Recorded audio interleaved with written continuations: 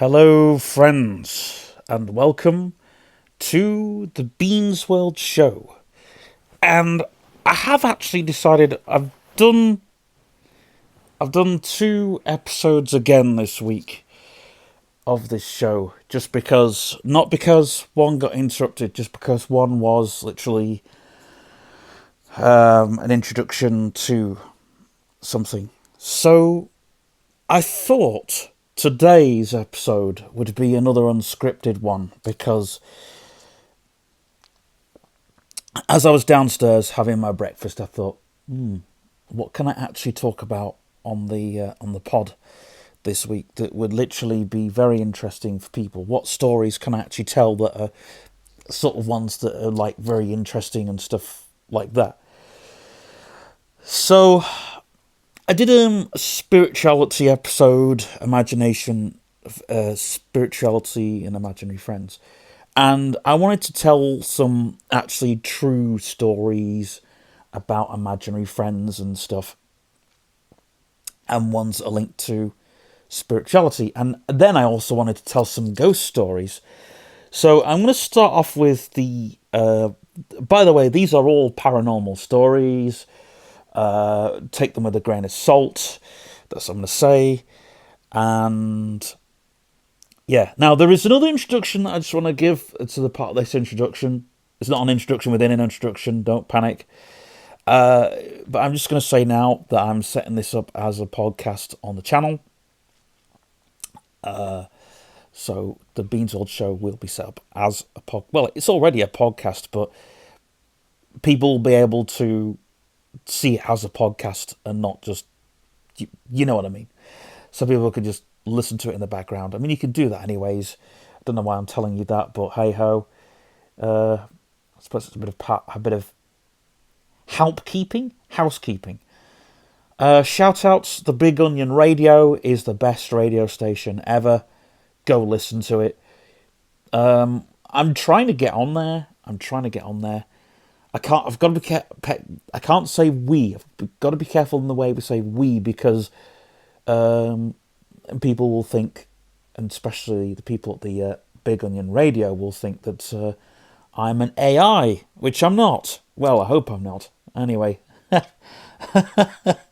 you know, yeah. What's that phrase in short circuit? Machines don't get happy, they don't get sad, they don't get pissed off, they just run programs. Same with AI. Yeah. So, unfortunately, I do have feelings, unlike AI. Anyway, that's another episode, isn't it? But yeah, if I'm thinking when I go on the Big Onion Radio, I want to turn the interview on its head and also talk about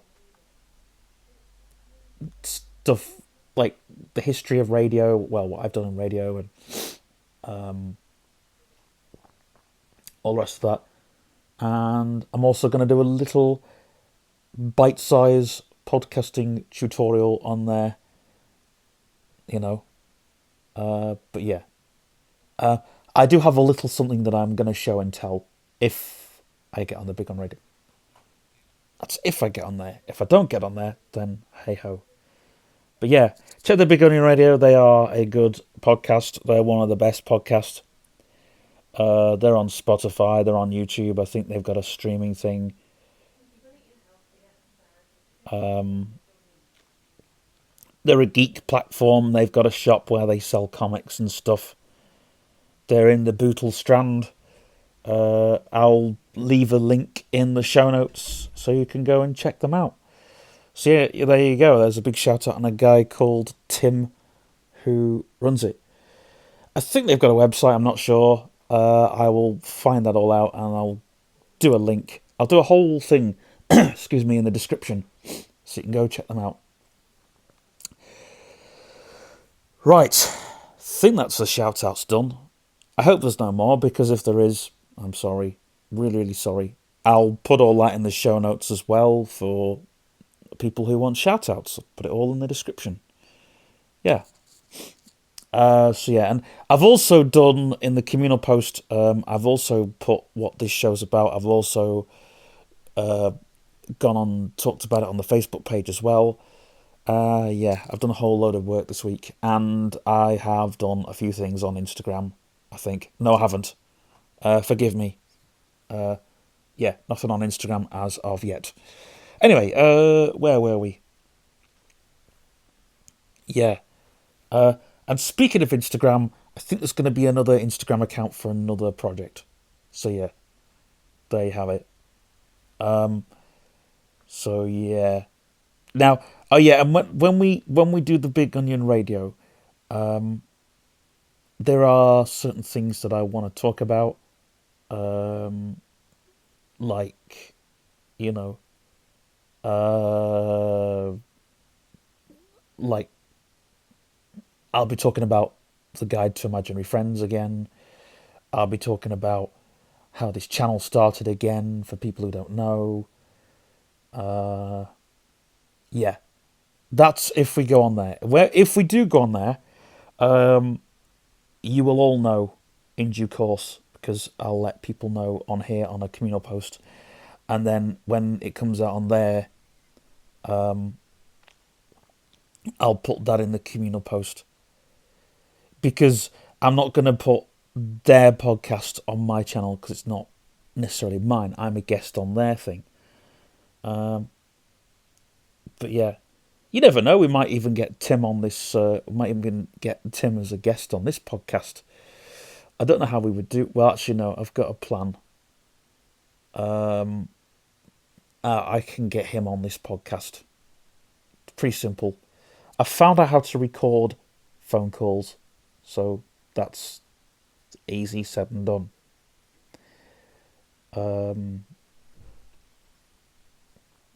But it's if you want that sort of thing, if you want that sort of content, we're gonna do it anyway. Because again, that's good publicity for them to get them on this podcast.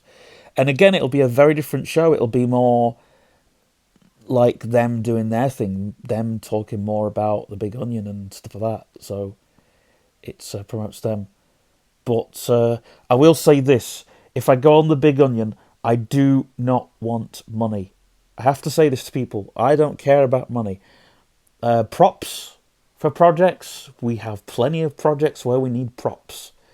You know, money just goes into the aether, whereas props come and go. And it'd be good if we could loan some stuff, not just for the Beansword 77 project, but also for other projects as well. And if someone's struggling for a project and they could say, hey, we've got a theatre project, blah, blah, blah, we'd like you to do this, X, Y, and Z, then we'll go ahead and do it. It's fine. I still need voice actors for a project. Oh yeah, and I'm going to be talking about the sleep paralysis documentary a bit further as well on the Big Onion Radio, because it's on hold. But I'm sort of going to be talking more on that as well, and more about R and more about people letting me down and more about other projects and just a lot of stuff. So yeah, it's a big talk and stuff. I'm going to talk about animation and stuff that I don't really cover on this channel. So yeah, and I'll be talking a hell of a lot about radio and radio, and more radio, and what radio should be doing and what it shouldn't be doing. So yeah, and personally, I think radio should be focusing less on visual and more on audio. But that's just my opinion, and I'll have to remember that as well because yeah, I haven't been in radio for a long time, since the McGill radio days. Anyway, enough on the Big Onion and more on this podcast. But like I said, it's all going to be in the show notes and the description. So yeah, it'll all be there for you guys to read. and there's a community post as well. Yeah.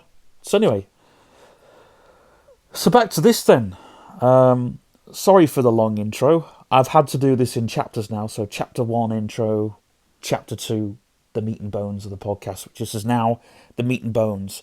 So I'm going to start talking about experiences with imaginary friends where I've seen and heard them. This is a question that people have asked me, not just here, not just on Facebook, but in person. So here it is. Here's your answer. This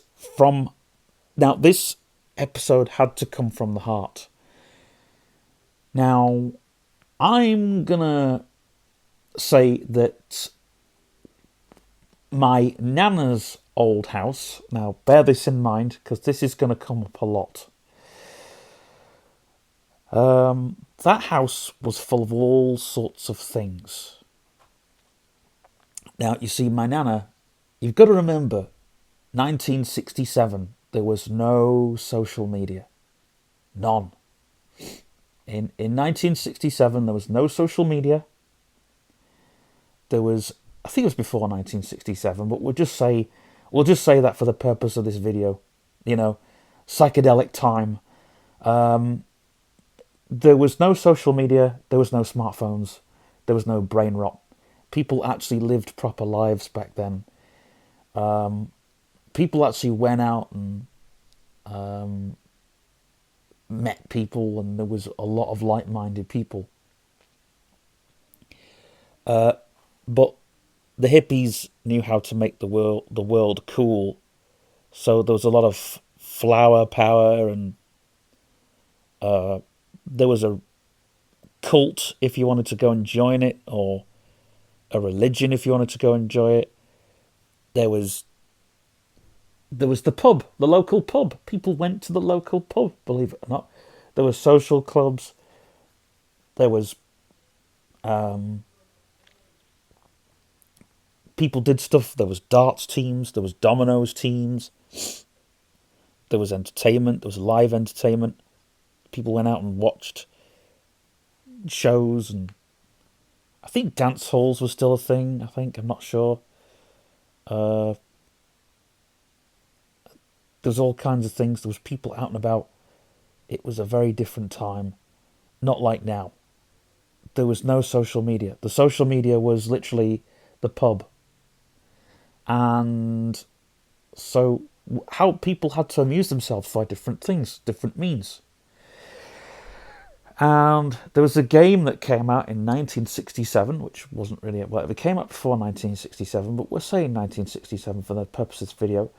In 1967, there was a game that came out called the Ouija board. Now, if you don't know what the Ouija board is, for kids who don't know what it is today, because they probably don't know what it is today, because they have apps that do this sort of thing for them, it was basically a board with letters A to Z on. And you move this crappy little thing round, and basically you ask questions, and it would move the pointer automatically, and it would spell out words and stuff like that. Now, some people didn't bother buying a Ouija board. They just did it on a piece of paper. And people put their hands over a glass, and the glass would move, and yada yada yada, and all the rest of it. There was also this automatic writing as well, which was cool and collective. You get this special pen and special paper, and it would, do all the rest of that. And in fact, I still find that quite fascinating, because there's been a lot of people that have used, like in the literacy world, that have used automatic writing, and it's made them better writers and all the rest of it. Yeah, and this whole cursed literacy thing and cursed writings and all the rest of it. But anyway, so basically, my nan and granddad did the Ouija board, and they opened up. They didn't know what they were doing. Well, nobody did. There was no instruction manual. There wasn't YouTube. There was no videos on it. It was just I think there were instructions on how to use a Ouija board, but there wasn't instructions on how to deal with portals when you open them up and stuff. It was just here's a Ouija board, here's the letters A to Z. Put the glass pointer on, ask this question. It will point to yes, point to no, yada yada yada, all the rest of it. What they didn't tell you on the Ouija board is if it points to this, uh, a demon will come through and all the rest of it. No, it didn't say that. Um, Now you're probably going to say, "Did Zozo come and all that crap?" Oh, no, that didn't happen, unfortunately. But I do think a demon did come through, some form of entity, and a load of other entities came through as well. There you go. I don't think the demons came through. I think the entities came through, but still, it was bad. And the problem was, my nan and granddad did not close a portal. And looking back, I think the portal was the portal was in the box room. Well, there was two portals. There was two main. You always have two main. This is what paranormal. I've learnt this from paranormal documentaries and talking to real paranormal people, aka Auntie Mandy. Big shout out there. We've spoke to these people and they said, look, when you do this sort of stuff, you have two main portals, which means you have the two main entries where they can get in. The other portals are basically they can get in through those other portals. When you do a Ouija board, you don't just open one portal. It's like you've got a set of keys and you're opening a million portals all at once. That's basically what you're doing. And what you have to do at the end is you have to close them. See, my nan and granddad did not know this, or if they did, they didn't bother doing it, right? And I think they disrespected it as well, because it's the thing, they disrespected the whole, which I couldn't understand my nan doing that sort of thing looking back, because if you're, but hey ho, they're Catholics. What do you know? What is that? Yeah, cat and rosary beads and all the rest of it. Yeah. Anyway, I basically chucked mine. Anyway, what do I know? I just had two sets, but I chucked them both. So there you go. Anyway, getting back to this whole thing. So there were two main portals. One was in the middle room. It was not in the hallway. For those that are listening and thinking, it was in the hallway because we saw loads of people. No, it was in the middle room. The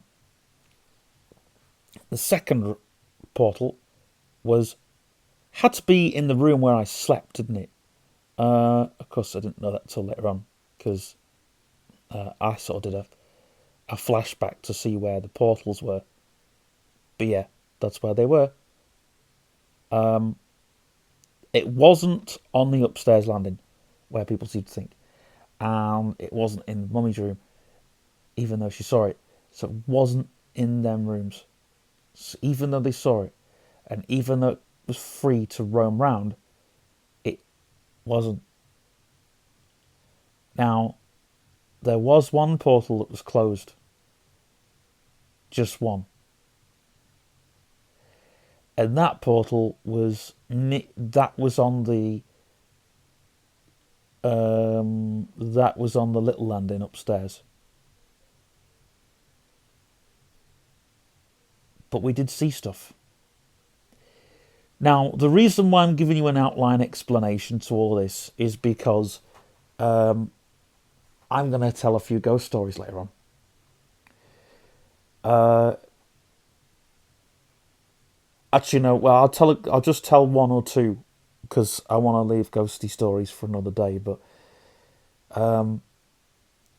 anyway, so some of the imaginary people that I invent, well, I invent some there, but some of the imaginary people that worked for me were actually spirits in the hallway. And it's strange because the hallway was always full of people. And the only time I felt uneasy was when there was only me and mummy there. And, oh, I felt uneasy. Twice. And I felt uneasy and I couldn't explain why. I thought, I'm a kid. I feel really uneasy here. There was another time, but I'm going to leave that till another day. But, but anyway. So the imaginary friends, there was one time I was playing army on the landing. And there was twice this happened. I was playing, and I thought I was dreaming. That sort of where you feel you're awake, but you can't explain it, whatever. And I was playing with my toy gun, and I was on the landing, and I was playing soldiers, and anyway, these real, I saw this real person, and I had my toy gun, and they came towards me, and when I started firing my toy gun, they'd gone. Explain that. Now, there was no bullets in the toy gun. It was a brilliant toy gun. It went fire, fire, fire. It was that sort of big noisy thing, and I played with it a lot. And I had yeah. And then another time I was on the same upstairs landing, and I was playing a game, and I had my toy soldier with me. I had this little, it was a little plushy soldier, and again I had my gun, and again I saw this other soldier, and I started firing it. And the other soldier didn't move, so I said, right, I'm going downstairs to mummy. I took my wooden soldiers with the train. I left my gun on the landing. And I went downstairs to mummy. And I was fine.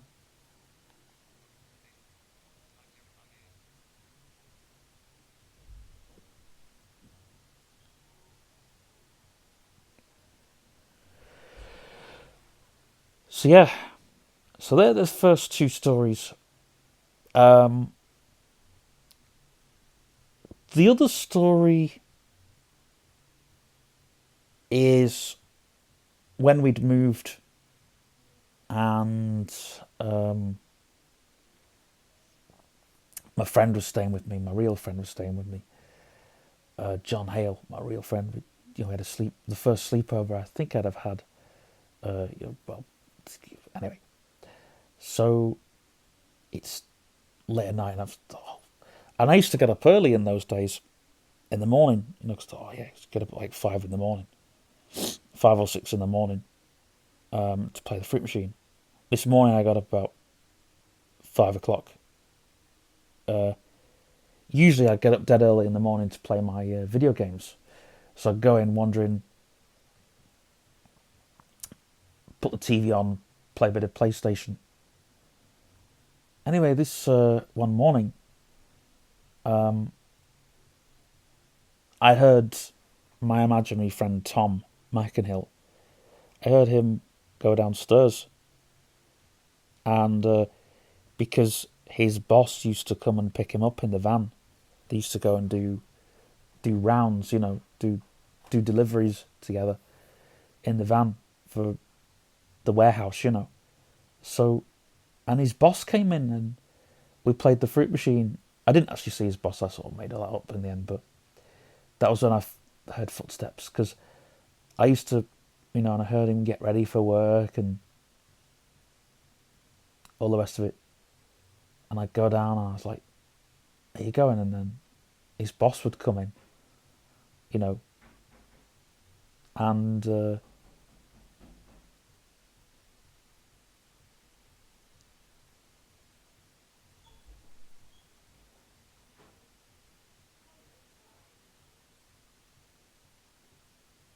that was another thing. I used to hear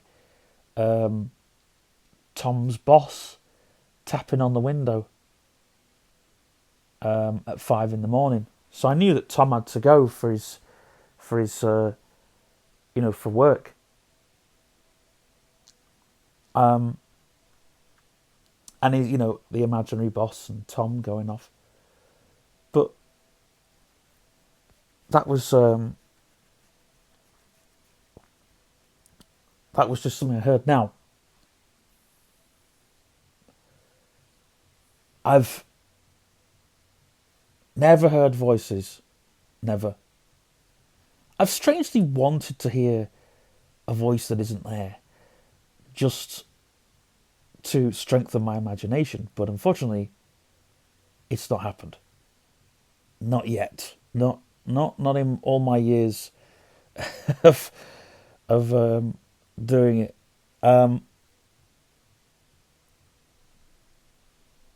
However,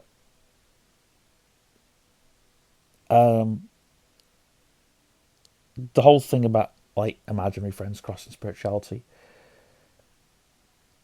I've got a story, but it isn't mine to tell. So what I am going to say is there has been an imaginary friend that's been an angel. And it wasn't just that person that saw it either. So that's another story. Like I said, it's not really mine to tell, but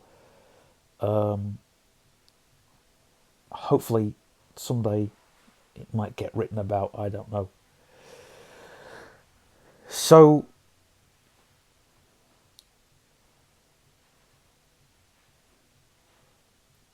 obviously we have the World Wide Web now. We have artificial intelligence where things can be, you can sort of try and prove something, I guess. But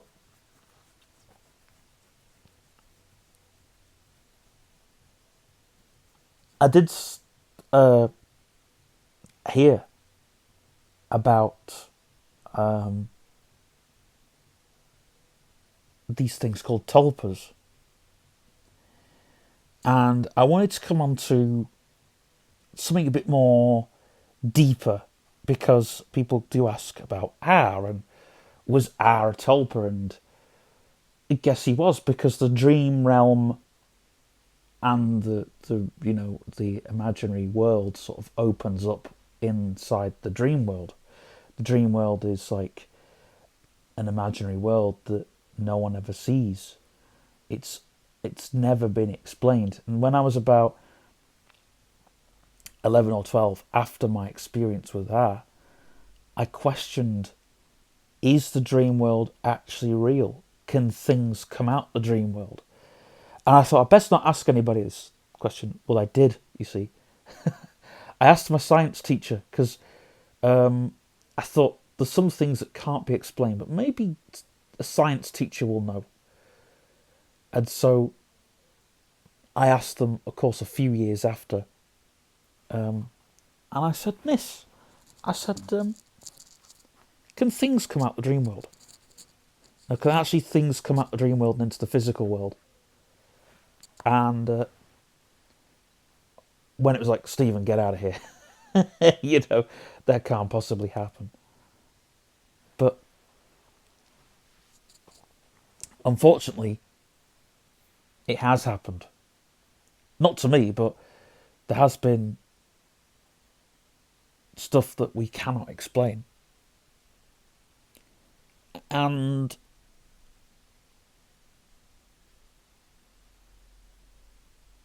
my mother did say that, no, my mother didn't say it. My auntie Gig definitely saw her. definitely, definitely. Because I remember when we were staying in Scarborough, um, and now when my Uncle John was there, we knew we were safe. We knew I would never come near. But this one time, I tried his luck, or tried its luck. And it came in, and we weren't there. So it was, no, sorry, we were there. We were there. We were right there. But we were very well protected. Anyway, this R thing, it got in and it tried to get at my anti gig, but unfortunately, um, I don't know what she did, but it managed to not get her. So it was just there hovering over the stairs.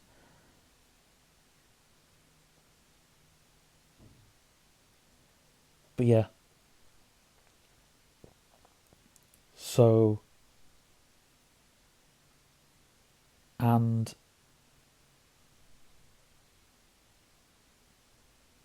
um,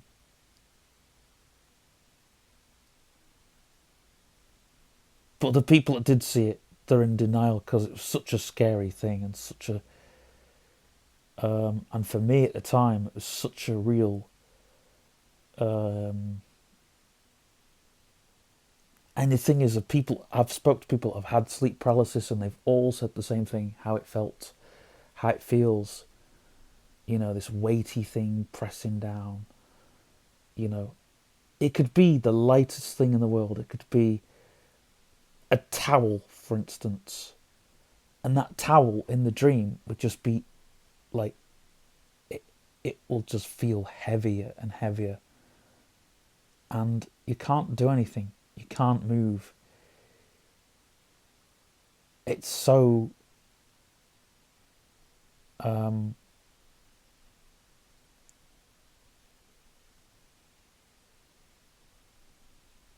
you know,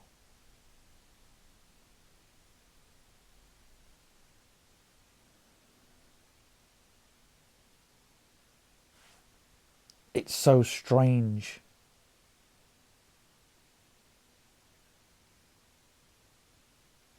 to explain it. Even now, even in today's,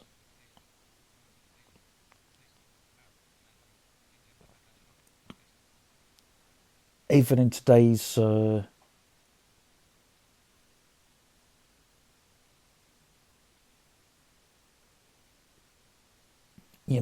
trying to explain it. But a tulpa is, you can't just create a tulpa.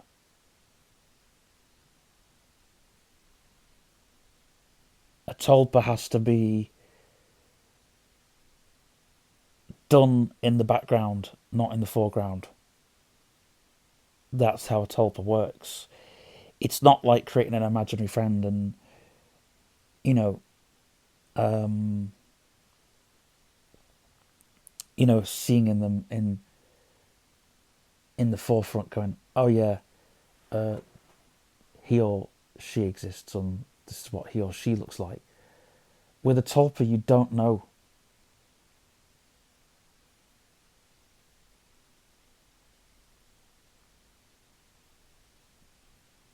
And that's why the boogeyman and the shadow man, that's why those two entities exist within that realm, because they're shared worldwide.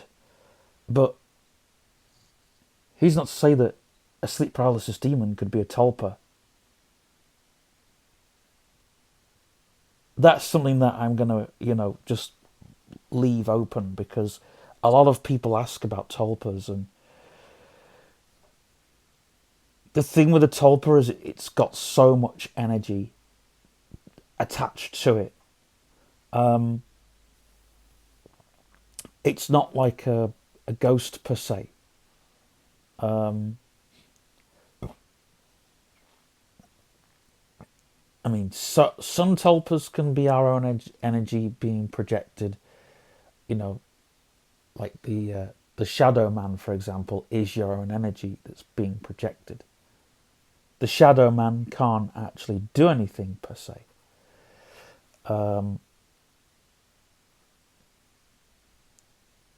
You know, but these things have become tulpas because there's so much energy that's projected. You know,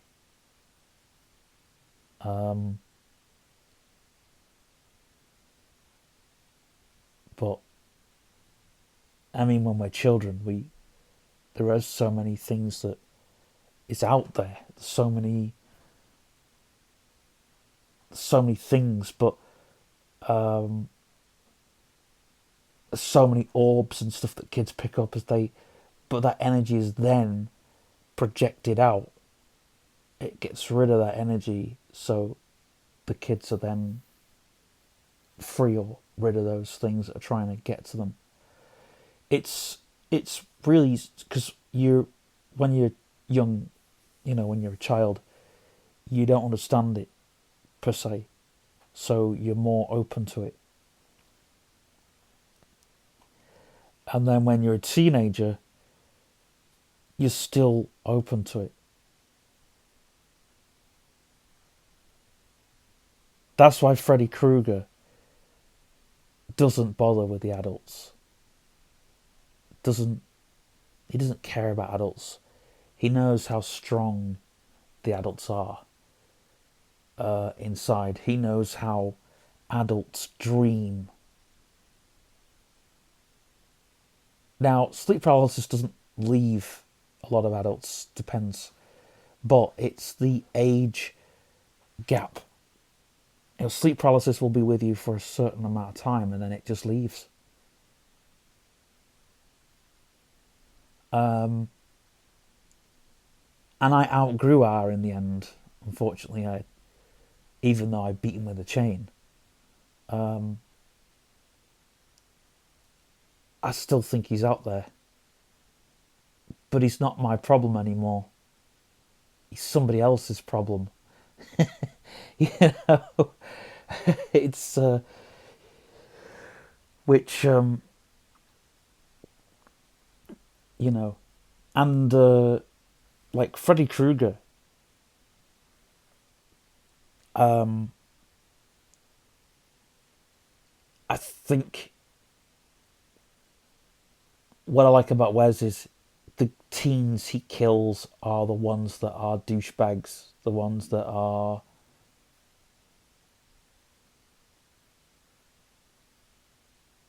kids that basically have no place in society, in my eyes. They've, what good are they going to do? Except for the first girl he kills, which, um, you know, but to Freddy,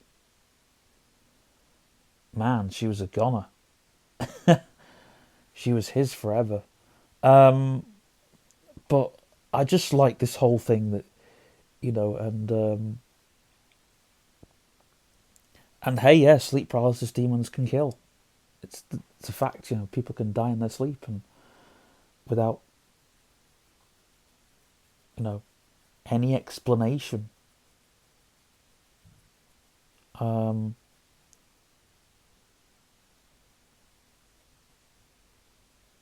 you know, so, but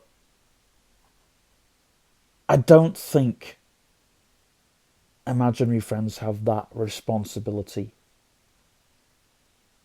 or imaginary um, companions have that responsibility because um,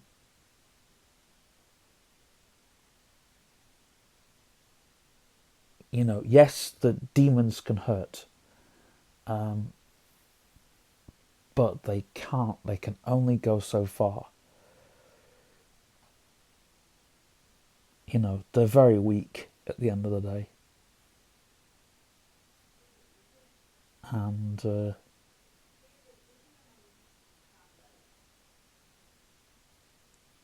yeah. Anyway, that's the end of today's episode. Hope you enjoyed. Like and subscribe. And next time I come back, I'll be coming back with a couple of. Oh, I'll finish off with one ghost story. So I was next door, and this is in broad daylight, by the way. This is like, it was before lunchtime. We had the radio blaring full blast. And my stepdad plays tricks on me a lot of the time. And this day, I thought he'd snuck in, grabbed a teddy and threw it at me and gone out. But the whole time, he was downstairs. Now, the teddy didn't just fly off by itself, not at that force. So, yeah. So there you go. I'll leave you with that one. I've got one more little ghost story. This one is not my story, but I'm going to tell it. So, at school, bear in mind we went to a Catholic school, goodness grief, and there was a convent at school. A bit where the nuns stay, I believe. And there was a nun called Sister Agnes, and she was very ill. And they left her bedroom. Her bedroom was, Sister Agnes's bedroom was always left. Whether someone slept in it at the end or where it was actually used, I don't know. But yeah. Now, I've slept in the convent once when I was ill because they moved the clinic into there. Oh no, they didn't move the clinic into there. I don't know why I slept in there. But anyway, I slept in there. And it was on a bed. I think because someone was in the clinic and I needed to go to bed because I had a headache. Anyway, I needed to go and have a nap, basically, which happened a lot. And so there was a bed in the convent, right? In the clinic. And, in the convent. Now, that wasn't Sister Agnes's bedroom, but Sister Agnes's bedroom was left. Now, from what I was told, Sister Agnes died in that bedroom. So I was told, right? Like I said, this is not my story. Now, apparently, this one time, a friend of mine, she was going through her bedroom and so that they were doing a tour of the convent. And apparently, one of her friends said that she saw Sister Agnes. Take that with a grain of salt. I do know that there is a ghost of St. Vincent's, and it's not Betty Eccles. There is a ghost. People used to say it was in Bridgman. I remember one time looking for the ghost of the school ghost. I remember looking for it.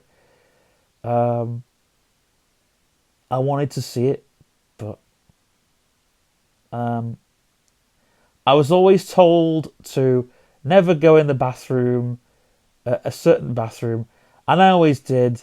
And they always said, Stephen, why are you going in there? And I was like, I'm looking for the school ghost. They said, Stephen, that's Betty Eccles. I've got some other little stories like that. But yeah, I just thought I'd leave you with a fun one at the end because we ended on a dark note, so I thought we'll liven it up a bit. And speaking of funny things, um, I remember at my sisters, they went to Greenbank High School, and there was the Bloody Mary ritual, which they would tell someone to go in the toilet, and if he said Bloody Mary, they would flood the bathroom or something stupid. But they did that at Meal Scop as well. Um, and I remember at the Youthy, actually, I remember a story at the Youthy which actually happened. Um, somebody's uh, somebody got drenched. They put the head underneath the tap because they said Bloody Mary or something stupid. I was like, what the? It's like, I'm not falling for that one. So yeah, that is literally some. Uh, yeah, so yeah, next time I will actually tell some more ghost stories. I'll tell you some proper ghost stories next time, but anyhow, they're just some little fun ones. Uh, while we end the podcast, and uh, don't forget to do all the bits that I've said before. And yeah, and if you want to shout out, I'll do it in the next video. Bye for now.